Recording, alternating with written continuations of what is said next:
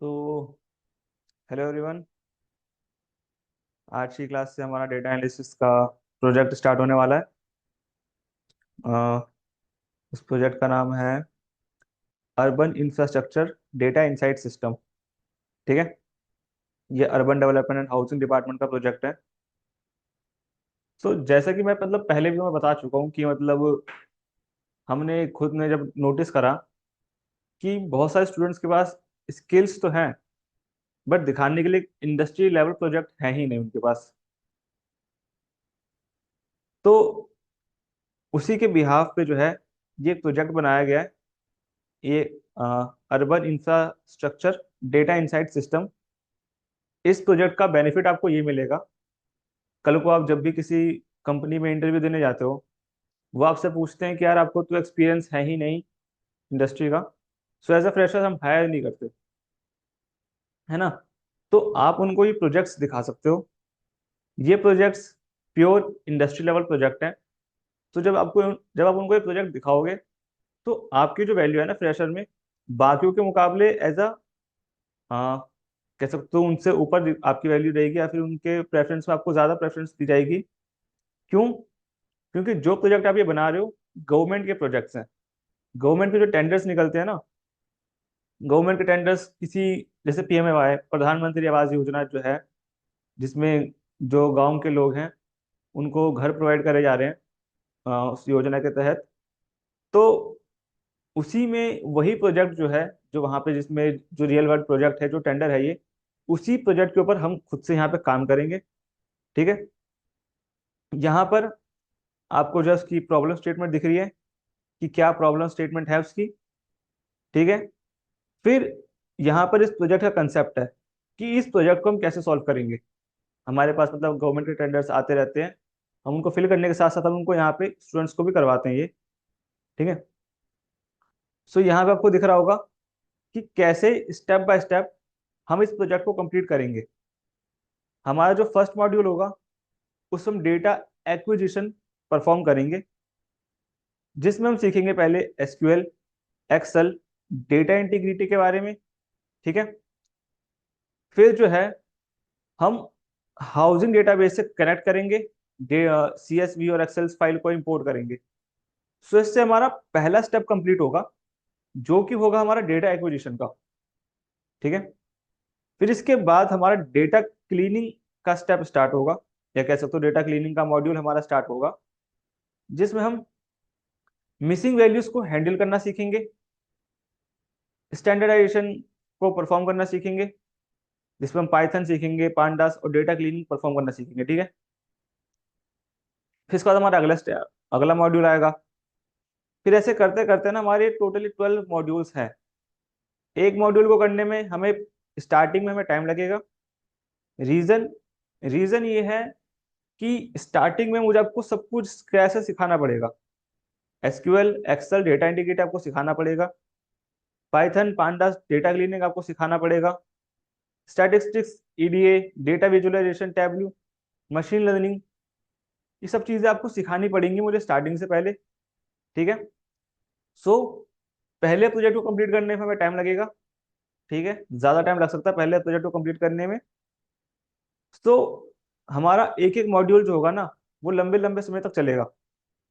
ठीक है, सो आज की क्लास से हम अपना पहला मॉड्यूल स्टार्ट करेंगे, जो कि हमारा डेटा एक्विजिशन। ठीक है, इसका हम एक प्योर प्रॉपर इंट्रोडक्शन लेंगे कि कैसे क्या क्या होता है डेटा एक्विजिशन में। फिर उसके बाद हम एक्सक्यूएल, एक्सेल को सीखेंगे कि ये क्या होते हैं और इन्हें हम कैसे परफॉर्म करते हैं। क्लियर है? यहाँ तक बातें समझ में आ गई? ठीक है, सो अपना जो हमारे इंडस्ट्री लेवल प्रोजेक्ट है urban development and data insight system, इसको हम स्टार्ट करेंगे। इसका पहला मॉड्यूल आज से स्टार्ट हो रहा है। ठीक है, देन सो हमारा जो फर्स्ट मॉड्यूल है उसमें हम पढ़ते हैं डेटा एक्विजिशन के बारे में। सो डेटा एक्विजिशन क्या होता है?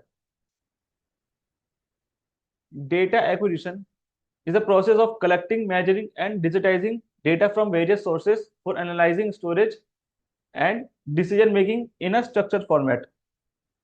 इसका मतलब क्या है?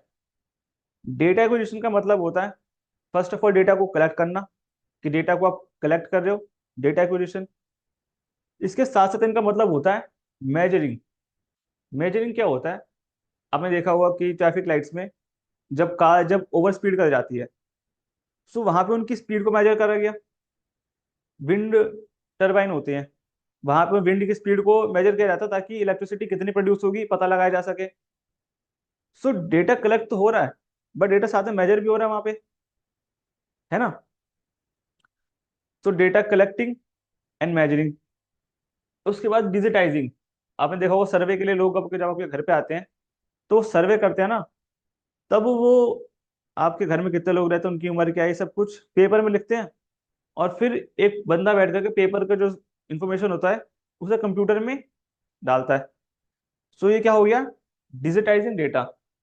सो data acquisition is the process of collecting, measuring and digitising data from various sources. ठीक है? अब ये सब चीजें क्यों होती है? ताकि डेटा को एनालाइज किया जा सके, ठीक है, डेटा को स्टोर किया जा सके डेटाबेस में, एंड डिसीजन मेकिंग में हमें हेल्प मिल सके। डेटा को स्टोर करेंगे, उसको एनालाइज करेंगे, एनालाइज करने के बाद उससे हम डिसीजन लेंगे। ठीक है? Focus of data acquisition to gather relevant and reliable data from right sources in the right format for further pursuing और एनालिसिस। डेटा एक्विजिशन का मेन पर्पस ये होता है, अगर हम ऐसा स्टूडेंट या फिर ऐसा डेटा एनालिस्ट अगर डेटा एनालिसिस परफॉर्म करने के लिए डेटा कलेक्ट करते हैं ना, तो हमें कुछ चीज़ों का हमें ध्यान रखना पड़ेगा। पहली चीज, डेटा हमारा जो है राइट फॉर्मेट में होना चाहिए, जिस फॉर्मेट में हम चाहते हैं। सेकंड, डेटा राइट सोर्स आना चाहिए। राइट सोर्स क्या होगा? जैसे गवर्नमेंट की पोर्टल्स, ये रैंडम वेबसाइट पे आकर डेटा लोगे तो वो गलत भी हो सकता है, वो आर्टिफिशियली एआई के थ्रू जनरेटेड भी हो सकता है आज के डेटे में। तो डेटा हम लेंगे गवर्नमेंट के सोर्सेज से, ठीक है, राइट फॉर्मेट में लेंगे, राइट डेटा लेंगे, जो डेटा हमें चाहिए वही लेंगे। तो इस तरीके से डेटा एक्विजिशन परफॉर्म करेंगे। आ, और इन बातों का हम ध्यान रखेंगे। ठीक है? क्लियर है यहाँ तक? डेटा एक्विजिशन में पहला, know what data you need. सबसे पहले आपको समझना पड़ेगा कि क्या डेटा आपको चाहिए। ठीक है? Not all data is useful, सब कुछ आपके लिए यूजफुल नहीं रहेगा। Get it from right source, right source आपको डेटा लेना पड़ेगा। Only trusted and verified data basis और गवर्नमेंट पोर्टल्स। सिर्फ ट्रस्टेड डेटा डेटाबेस ही आपके लिए गुड है, एंड गवर्नमेंट पोर्टल से आपके लिए बेस्ट है, यहाँ पे आपको सही डेटा मिलेगा। टूल्स क्या क्या यूज कर सकते हो आप? SQL, Excel, Python to connect and extract. ठीक है? ओके, देन आगे बढ़ते हैं। SQL, you can't use what you can't access. SQL is the language that lets you speak to the data source and ask only what you need. आपको जब database के साथ आपको कनेक्ट करना है ना, डेटाबेस डेटाबेस जनरली मान के चल लो सर्वर। सर्वर हो सकता है आपके पास, कंपनी के पास खुद का सर्वर जिसमें वो डेटा स्टोर करते हो, या फिर वो AWS पे आ, अपना डेटा स्टोर कर सकती है। ठीक है? सो मोंगोडीबी पे भी कर सकते हैं हम डेटा स्टोर। सो कहीं पे भी डेटा स्टोर हो, ठीक है, अगर आपको डेटा के साथ स्पीक करना है, डेटा के साथ आपको कम्युनिकेट करना है, ठीक है, so SQL is the language that lets you speak to your data sources. ठीक है? एसक्यूएल के थ्रू आप क्या क्या कर सकते हो? It allows us to perform CRUD operations.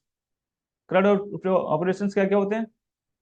Create, read, update, delete. मतलब आप नया डेटा क्रिएट कर सकते हो एसक्यूएल के थ्रू। जो डेटा डेटाबेस के अंदर है उसको आप रीड कर सकते हो, जो डेटा उसमें ऑलरेडी है उसको आप अपडेट भी कर सकते हो, डिलीट भी कर सकते हो। ये चार ऑपरेशंस होते हैं जो हम जनरली परफॉर्म करते हैं। CRUD, CRUD, create, read, update, delete. ठीक है? सारे ऑपरेशंस आप एसक्यूएल के थ्रू परफॉर्म कर सकते हो जब आपको डेटाबेस से कम्युनिकेट करना है। क्लियर है? आगे बढ़ते हैं। Now here comes the Python. ठीक है? पाइथन सबसे ज्यादा इंपॉर्टेंट है यहाँ पे। तो Python is a beginner friendly language, high level programming language. ठीक है, इसका मतलब पाइथन बिगनर्स के लिए काफी ज्यादा इजी पड़ता है, उनके लिए अंडरस्टैंड करने, बिगनर फ्रेंडली है। हाई लेवल प्रोग्रामिंग लैंग्वेज, इसका मतलब ये होता है कि ह्यूमन लैंग्वेज से काफी ज्यादा क्लोज है। आप ऐसा नहीं लगेगा कि आप क्या मतलब कुछ अलग ही कर रहे हो, आपको थोड़ा फेमिलियर सा लगेगा जब आप पाइथन सीखो करोगे तो। ये ह्यूमन लैंग्वेज जो है ना, उससे काफी ज्यादा क्लोज है ये, इसलिए आपको समझने में भी इजी पड़ेगा ये। That is widely used in data analysis to collect, clean, analyse and visualise data. Python के थ्रू आप क्या कर सकते हो, देखो डेटाबेस से ना एसक्यूएल के थ्रू डेटा लेकर के आप आ गए। अब जब डेटा अपने सिस्टम में लेकर के आ गए, तो डेटा को एनालाइज भी तो करना है ना। तो कैसे करोगे, वो आप करोगे पाइथन के थ्रू।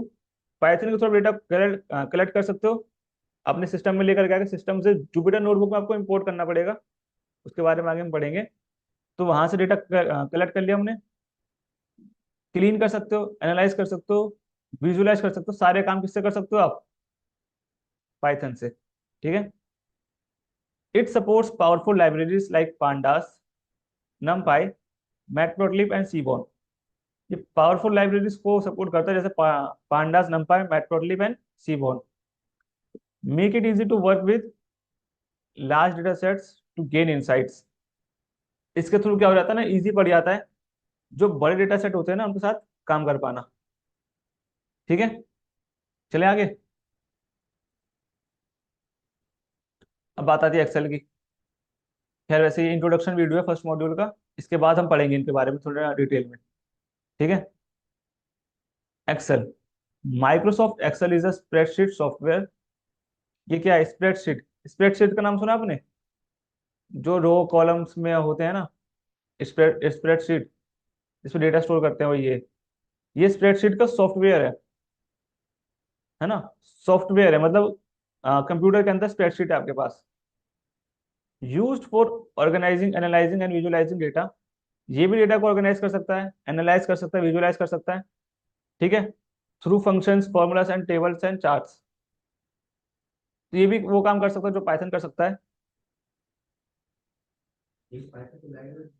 हाँ, तो इसमें और इसमें डिफरेंस ये है ना कि ये जो है सेम काम कर सकता है, बट एक जो कहते हैं ना मेन पर्पस, कि फुल्ली उसी चीज के लिए डिजाइन करना गया, तो वो पाइथन है। और जुपिटर नोटबुक है, फुल्ली उसी चीज के लिए डिजाइन करे गए हैं जो हम करना चाहते हैं।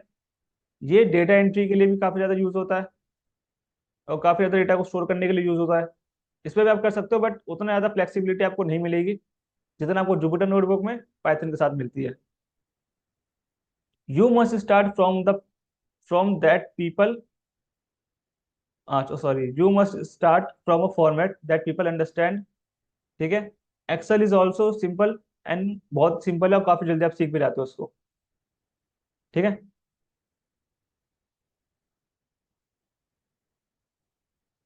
Connect to database, connecting to a database means establishing a secure link between your application like Python, Excel, or Power BI and a data storage system like MongoDB, MySQL। ये सब डेटाबेस हैं ये। ठीक है, तो यू कैन रीड, राइट और analyse data efficiently. ठीक है, जब आपको लोकल में अपने वो करना है ना, तो उसके लिए MySQL यूज होता है लोकल के लिए, कि लोकल में आपको डेटा करना है, वो चाहिए होता है आपको एक इंटरफेस, कि कैसे कैसे डेटा को मैनेज करें हम। तो उसके लिए MySQL है हमारे पास। ठीक है, देन मोंगो डीबी, यहाँ डेटा को रखकर स्टोर कर सकते हो आप। पोस्टग्रेसक्यूएल, ये भी यूज होता है, ये मेनली प्रोडक्शन के लिए यूज होता है ये पोस्टग्रेसक्यूएल। ठीक है, क्लियर है यहाँ तक।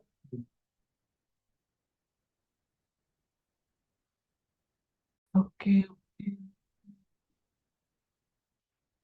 Now here comes the data integrity. Data integrity is the assurance that data remains accurate, consistent and complete।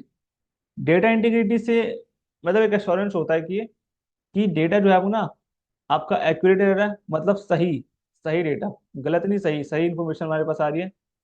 Consistent, data ना को जो है ना डेटा कुछ कुछ पोर्शन आपने अलग अलग डिपार्टमेंट में सर्व किया, किस डिपार्टमेंट को ये डेटा दिया, उस डिपार्टमेंट को वो डेटा दिया। मतलब एक डेटा का जो पोर्शन है ना, इस डिपार्टमेंट में कुछ पोर्शन गया, दूसरे पोर्शन पे वो डेटा गया। सो डेट तो देर इज अ चांस कि सेम कॉलम जो है ना दो डिपार्टमेंट के पास जा सकता है। 12 कॉलम है ना, तो एक सिंगल कॉलम दो डिपार्टमेंट डिपार्टमेंट के पास जा सकता है, इसकी चांसेस हैं। तो दोनों डिपार्टमेंट के पास जो कॉलम गया है ना, वो सेम होना चाहिए, डिफरेंट नहीं होना चाहिए। और दूसरा एग्जाम्पल होता है इसका, एक कॉलम के अंदर दिल्ली, दिल्ली स्टेट का डेटा है तो दिल्ली आया, एक जगह दिल्ली का डी कैपिटल है, एक जगह दिल्ली का डी डी स्मॉल है, तो ये चीज पे गलत है। डेटा एक्यूरेट हो, सही हो, कंसिस्टेंट हो, सेम हो हर जगह, एंड कंप्लीट हो। आधा अधूरा डेटा ज्यादा कुछ काम का होता नहीं, कंप्लीट डेटा हो। ठीक है, मतलब जितना डेटा मिलना चाहिए उतना डेटा एटलीस्ट मिले, लेकिन नल वैल्यूज तो होती ही हैं।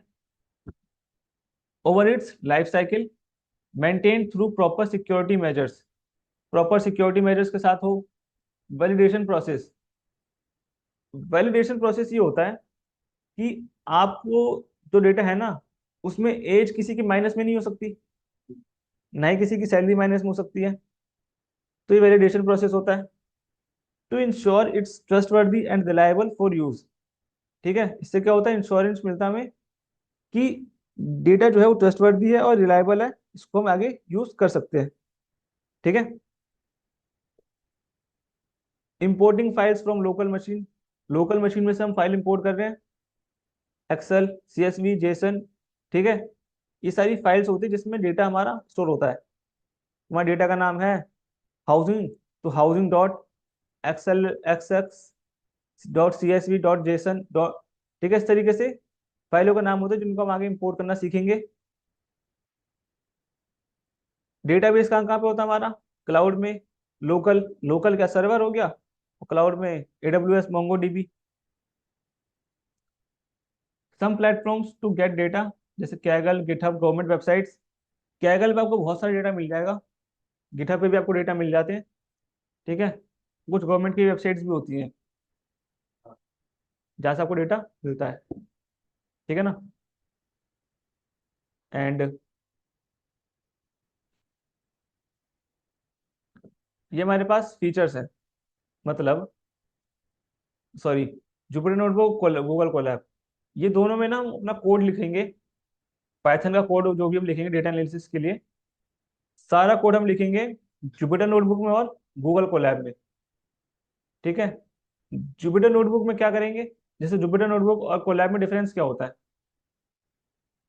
ये हम एक काम करेंगे ना, जब हम इनके बारे में फिजिकली जब हम पढ़ेंगे, मतलब जब इन पर टास्क परफॉर्म करेंगे, तब हम इनके बारे में पढ़ेंगे ज़्यादा अच्छे से। ठीक है,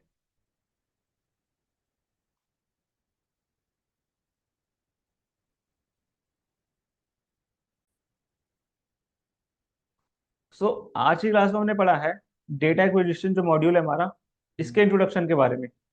इसका हमने एक जस्ट एक इंट्रोडक्शन लिया है। ठीक है, डेटा एक्विजिशन में क्या क्या इंट्रोडक्शन में पढ़ा हमने। First of all, data acquisition क्या होता है, डेटा को कलेक्ट करना, मेजर करना, डिजिटाइज करना, डेटा एक्विजिशन होता है ये।